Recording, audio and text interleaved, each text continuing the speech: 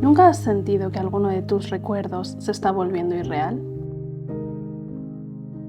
Tal vez fueron tus últimas vacaciones, el sueño que cumpliste después de tantos años luchando por él, o incluso una conversación, una sencilla conversación que una noche te hizo feliz. A mí me está pasando. Libros en cursiva y luego entre comillas.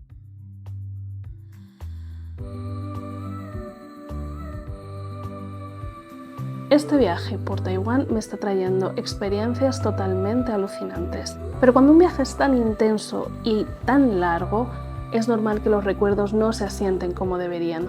Estoy grabando esto 2 semanas después de haber recorrido campos de girasoles preciosos, de haber corrido entre flores de todos los colores. Y la verdad, se siente como un sueño. De hecho, cuando intento evocarlo, se siente como un sueño, como si no lo hubiera vivido, como si no fuera real.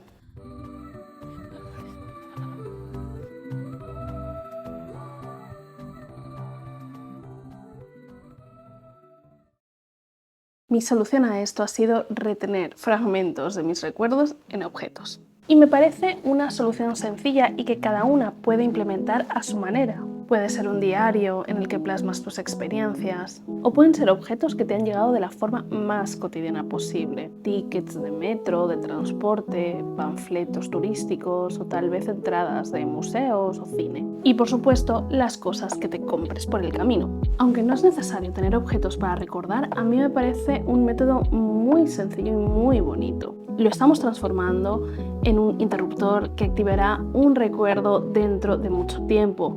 Y esto funcionará para dentro de 6 meses y para dentro de varios años. Y cuando lo actives, sonreirás. Entre los objetos que he reunido en las últimas semanas, hay de todo. Pero quería centrarme en las cosas que he comprado durante mi viaje. Así que sí, esto tiene parte de haul. Como estamos viajando de un lado para otro, intento que lo que compre sea no solo decorativo, sino también útil. Porque además, si los objetos son útiles, los usaremos todos los días y tendremos acceso a esos recuerdos con mucha frecuencia. Hace unos años tenía cierto afán de coleccionismo, pero al cabo de unos años me di cuenta de que esos objetos no tenían otra utilidad más que la de estar en mi estantería. No tenían apenas vida y ocupaban más espacio y generaban más polvo que otra cosa.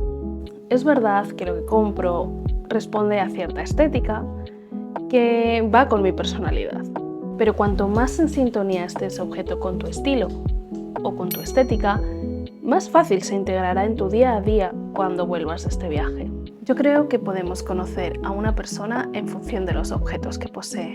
Y querría que los objetos que yo poseo dijeran de mí que soy una persona creativa, a la que le gusta escribir, a la que le encantan los pequeños detalles y que adora sobre todo los espacios con mucha luz.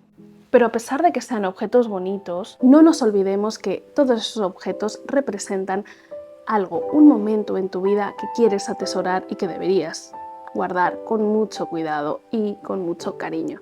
Quédate con el sonido del gentío que pasa, con el sonido de la lluvia, con la inmensidad del paisaje que tienes delante, con la luz que te envuelve y con las emociones que te embargan. Quédate con lo vivido.